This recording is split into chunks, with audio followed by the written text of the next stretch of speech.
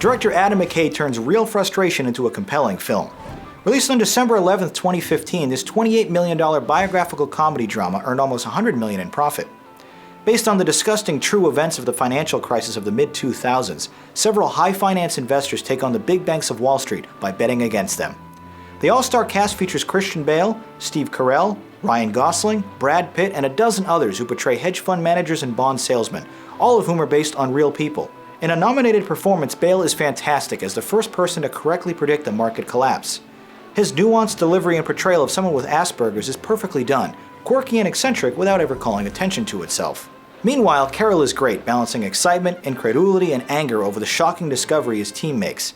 Their stories are completely disconnected from one another though, as Bale never shares any screen time with his other top-billed co-stars. They all have their own motivations for trying to short Wall Street, whether it's to say "I told you so," for personal gain, or to teach the banks a lesson. Thankfully, all of these threads see excellent payoffs by the end of the film. Angrily commenting on the bank's destructive greed, Carell laments, "They weren't being stupid, they just didn't care." The Oscar-nominated screenplay, based upon the book by Michael Lewis, does a fantastic job of explaining complicated financial structures and concepts into an easy-to-understand package, like an amusingly gratuitous cutaway of Margot Robbie in a bubble bath describing how mortgage bonds work. The mixture of expositional narration from Gosling, coupled with characters breaking the fourth wall, also adds effectiveness to the punchy and vulgar dialogue. Inherently though, The Big Short is a dramatic film with characters and a story arc, which is where the R-rated movie falls a bit flat. The situations and actors are largely interchangeable, oftentimes feeling more like placeholders to deliver information rather than protagonists in an actual story. I don't get it. Why are they confessing? They're not confessing. They're bragging. Do people have any idea what they are buying?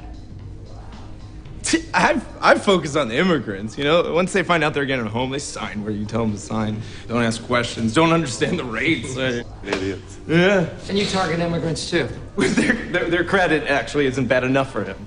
The quickly edited 130-minute film is shot largely handheld, as the camera remains constantly in motion, often with multiple layers of foreground and background. It keeps the drab offices and high-rises of lower Manhattan looking more exciting than they really are. As interesting and enjoyable as this film is, it also just made me really angry. As someone who struggled to buy a home soon after this financial crisis, I've seen the aftermath of the bank's systematic fraud firsthand, and what they did was downright deplorable. This film only serves as a reminder that not only did they avoid punishment, but are already back to their old tricks all over again. There's unfortunately no lesson to be learned. The movie exists simply to share how horrible everything was. Still, it's a must-see movie for those unfamiliar with how $5 trillion in American wealth disappeared. The Big Short is a uniquely entertaining look at complex issues and financial greed. Let's see what you had to say about it.